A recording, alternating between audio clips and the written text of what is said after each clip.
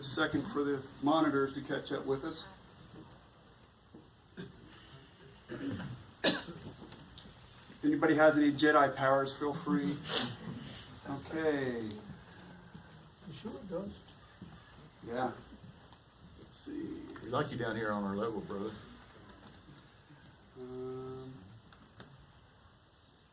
Is it on the right deck?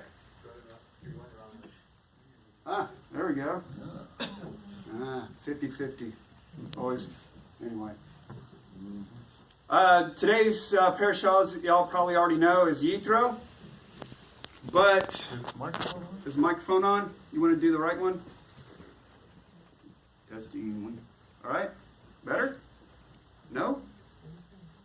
How about now? Yeah. Oh, yeah. Hey, Shabbat Shalom, everybody. Today's parashah is Yitro. Previously, when we've talked about giving a message and studying, and you're studying the Torah, what's the first question you should ask? Why? Remember the why, how, what thing that we went over? So, have you ever asked yourself, one of the most pinnacle events in history where the Torah is given to the nation of Israel, and the possibility of Gan Eden being restored, and with all the events, but yet it's called Yitro. So let's first talk about who Yitro was.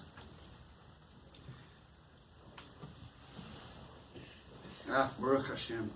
Amen. So here's a map of the map of the region of Israel, and you can see where Midian was. So it gives you a little idea of where Midian was back then and is now.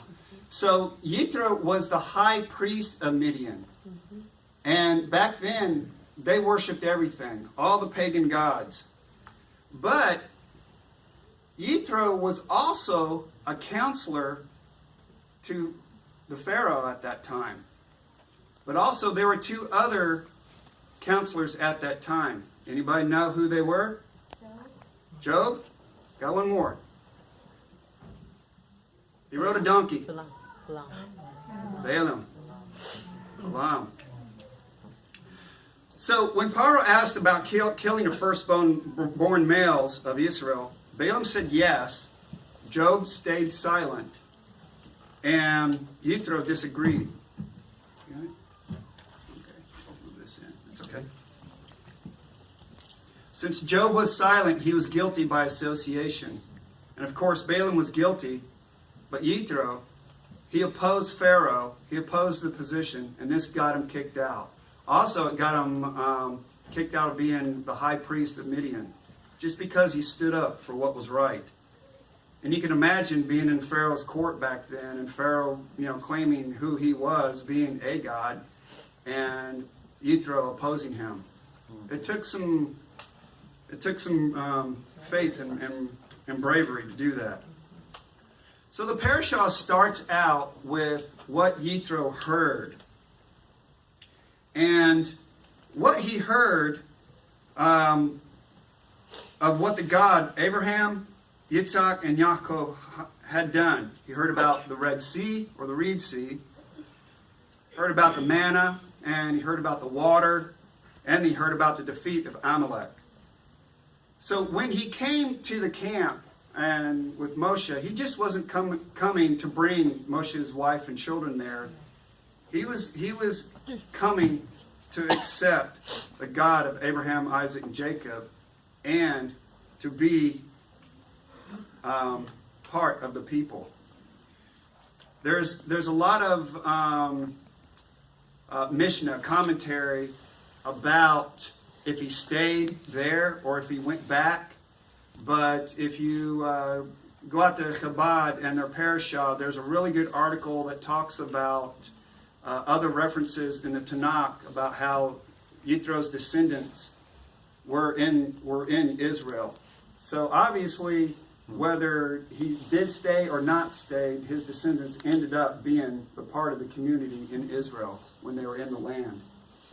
But as we fast forward to a little to verse 18:8, we find Moshe giving a personal testimony on what happened. And Yitro rejoiced, excuse me, and Yitro rejoiced over all the kindness that the Lord had shown Israel when he delivered them from, excuse me. Oh, this is choking me up. And Yitro rejoiced over all the kindness that the Lord had shown Israel when he delivered them from the Egyptians. Thanks, John, for the water.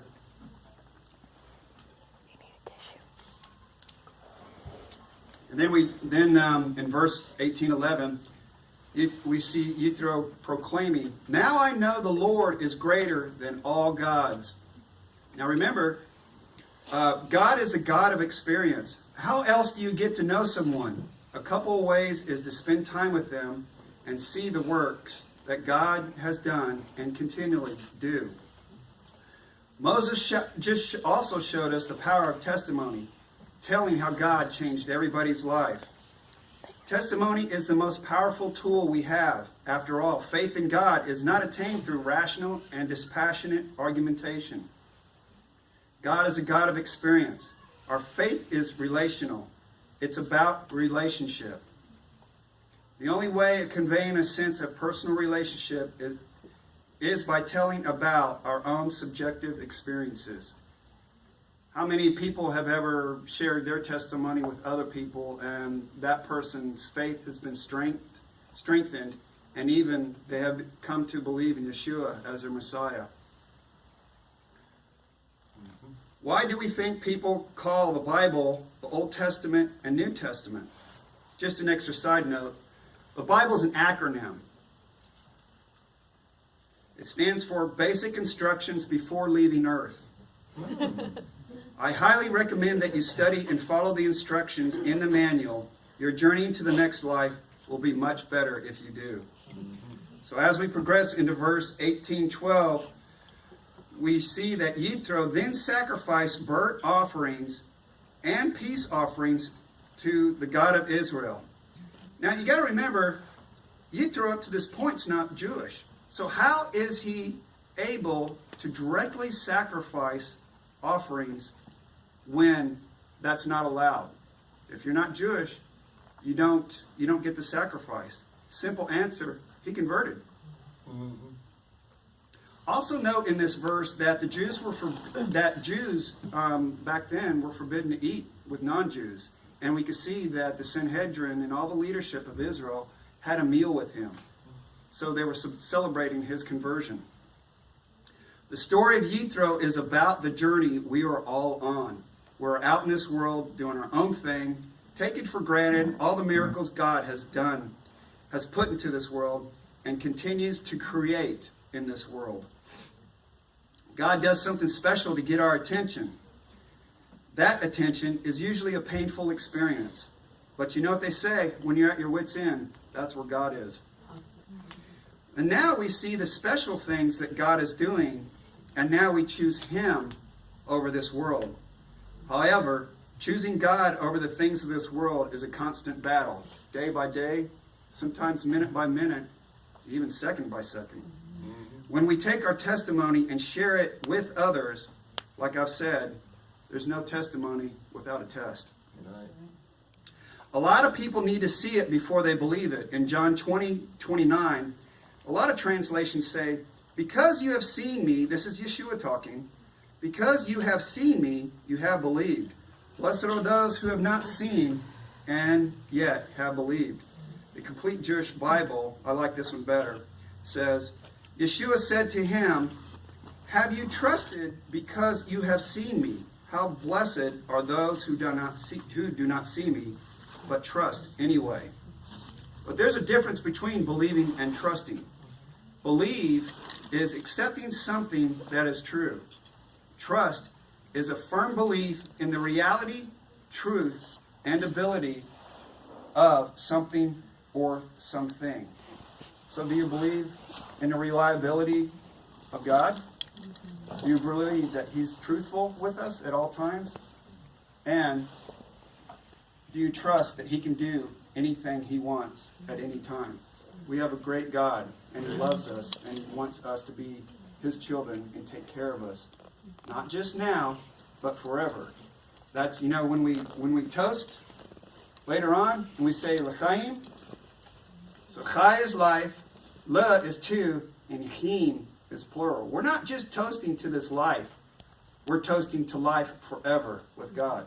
Amen. Got it. Amen. I'm with you on that, sister. But right now, in this part of the parasha, I want to touch on something that some people may not realize. It's a fundamental aspect of how the Torah is laid out. The Torah is not in chronological order. You got to be aware of the story that's being told in context, so it keeps you in context. But you also need to be aware what happened before and what happened after, so you can, in your studies, so you can fit in the story. So we see in verse 18:12, Yitro came up to the camp and converted. Then we see in the next verse, in 18:13, that Moshe was judging the people. Well, how's Moshe judging the people?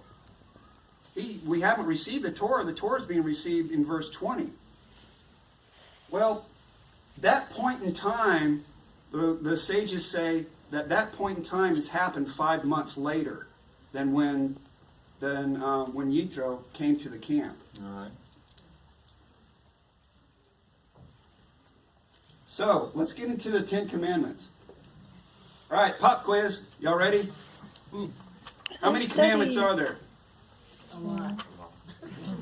That's the best answer. That is the best answer. 613, I suppose. 613 traditionally. 613. All right. So that's really a rule. What's the rule when you have 2 or more Jews in a room? You have 3 opinions. So when you start, as you dig deeper, the rabbis really don't agree, but as a rule and guide, there's 613.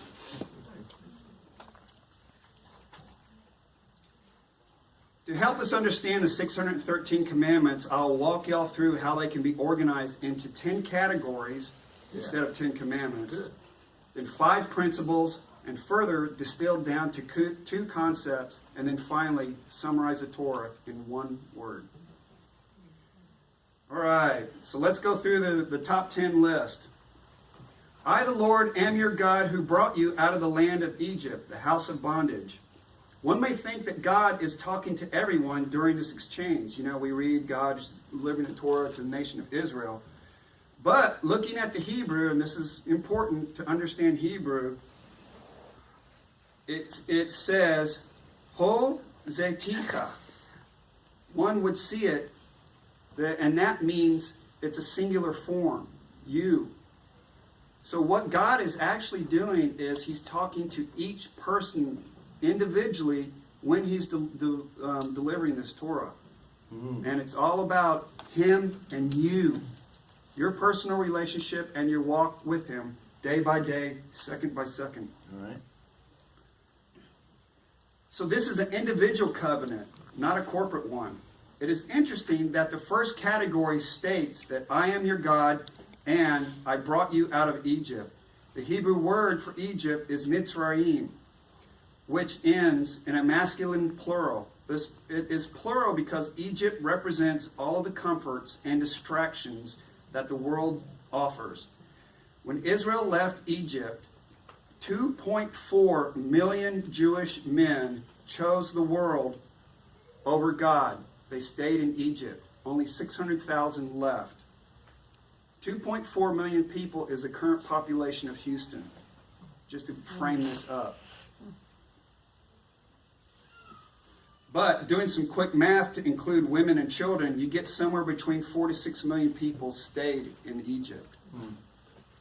Also, a quick history note, that's the same amount of people that left Babylon, that came back from, or stayed in Babylon when they returned to Israel. So only 600,000.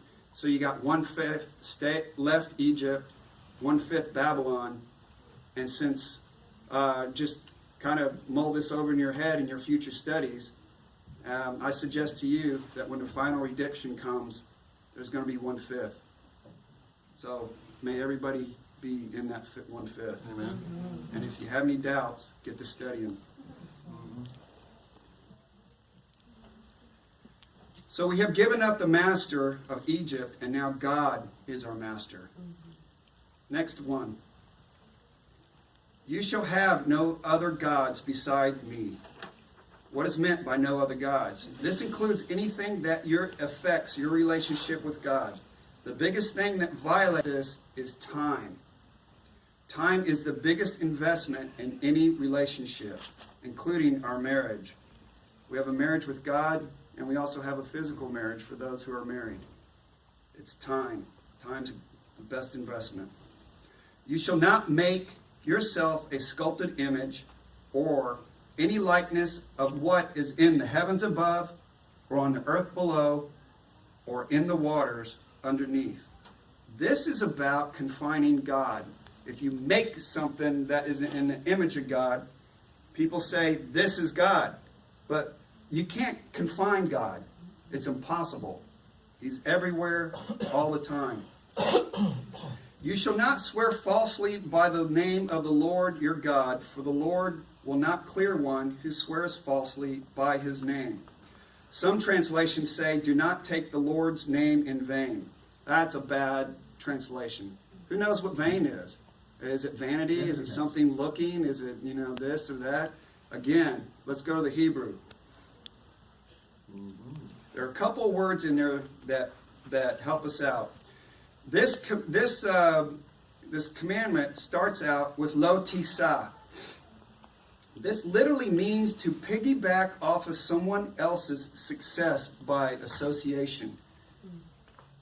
Then later in the verse, we have the Hebrew word lashav, which means to elevate ourselves by attaching ourselves to the name of God. To summarize this commandment, it is declaring that you are a follower of God, but acting and speaking contrary to what Torah teaches. Remember the Sabbath day and keep it holy. Holy means to set apart. So don't do anything that you would normally do during the week. Honor your father and mother. This includes everyone else too. You shall not murder. If your translation says kill, it's thou shalt not kill. It's wrong. There's a difference. Murder is premeditated. You have to think about it. You have to plan it out, and etc., etc. One takes the life of another. The best way to describe kill is by example. A person was killed in a car accident. So if you were the person accidentally killing somebody, you're not murdering because you didn't premeditate it. You shall not commit adultery. You shall not steal. You shall not bear false witness against your neighbor. You shall not covet. And although these seem to be straightforward, we're going to go a little deeper. So 10 categories can be split into 2 layers of structure. The first side, relationship between people and God. The second side, the relationship between people and people. Now, the first 4 categories are pretty straightforward, but how does the 5th fit into the relationship between people and God? The commonality in this is that God and your parents had a part in creating each one of us. They are also authority figures, and we owe everything to them, and therefore they are not our equals. So the first 5 categories are about vertical relationships, and the last 5 categories are about relationships with our peers, which is a horizontal relationship. So we have the 5 commandments, and we're going to start to relate side by side. All right. Something happened back there? Oh, there it is. Okay, here we go. Again, the first 5 is about our creators, and This second 5 is about our peers.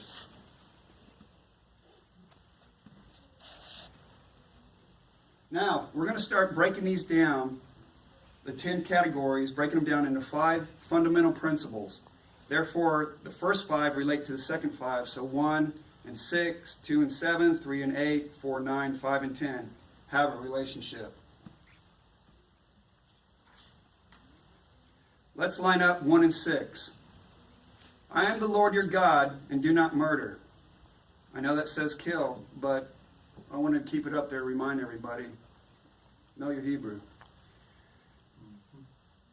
If they are the same principle, then not recognizing who God is in the vertical relationship is the same as murdering in the horizontal relationship.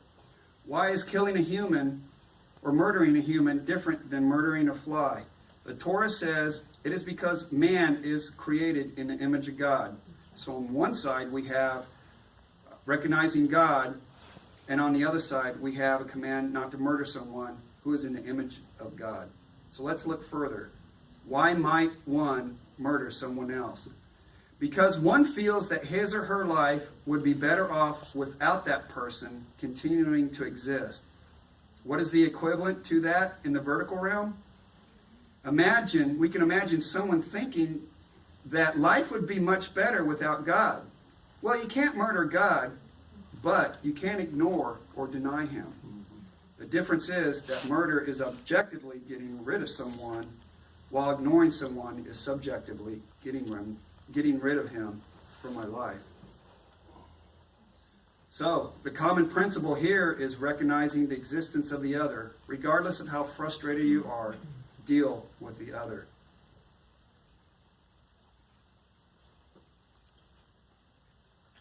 So let's line up 2 and 7. Don't have any other gods before me. Do not commit adultery. Conceptually, it's easy to see the connections of adulteration. Adulteration is to bring something in that doesn't belong. The principle here is not to betray a sacred relationship.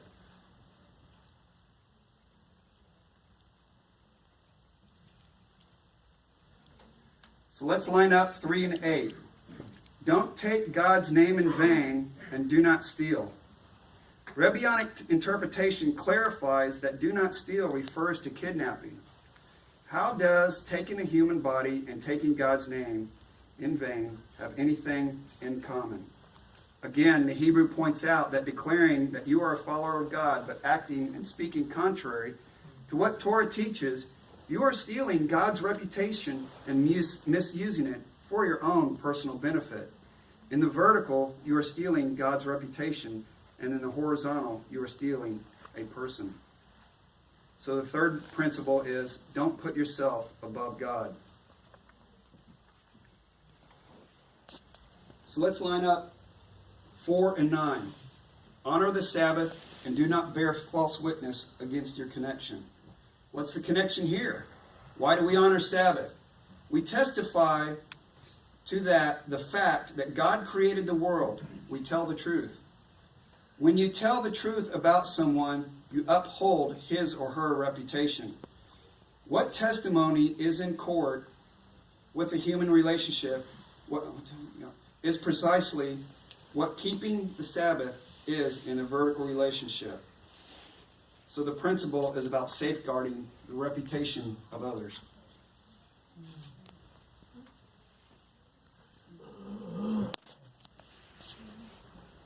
So let's line up 5 and 10. Honor your father and mother, and do not covet. What personality flaw would express itself both in dishonoring one's parents and in coveting? Why do we covet after all? The verse tells us not to covet. It seems to be excessive. Don't covet the house, his wife, his slave, his maidservant, his animals, his donkey, his ox, his iPad, his car. We get it. Why do we need all of this?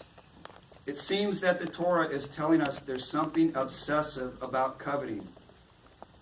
One would think, well, I'll be happy if I get Joe's iPad, or, Joe, get a motorcycle like Joe's. Once I get one of these things that Joe has, will I be happy? Let's just buy a TV that Joe got. Will that permanently satisfy my desire? No, because I'll want everything. What is it really I want? I want to be like Joe. And I lied to myself by saying that if I get enough of Joe's stuff, I will just be like Joe. So going over to the horizontal, if you don't honor your parents, you're really saying that you are resentful of who you are. The gift of life you received is immensely valuable. You don't need to trade it in for anyone else's. It seems painful to try to honor our parents when you don't have a good relationship with them. Honoring them says that you appreciate the gift of life that they have given you. The principle is not to abrogate you who you are. Recognize yourself. So now we've gone through the first layer, the 2 tablets, the 10 categories, and the second layer horizontally across to reveal 5 principles. But now we go into the third layer of this because there is a relationship between the 5 principles.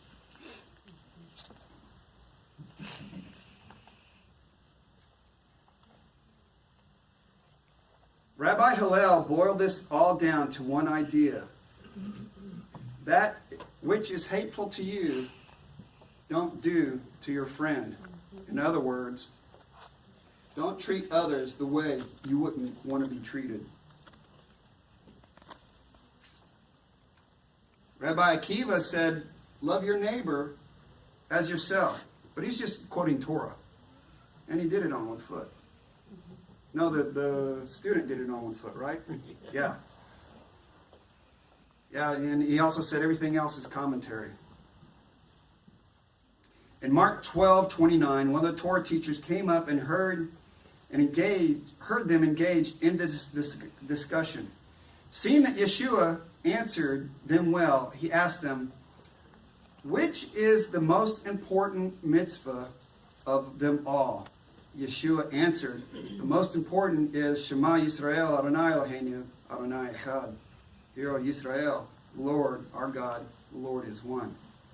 And you are to love Adonai, your God, with all your heart, with all your soul, with all your understanding, and with all your strength. The second is this.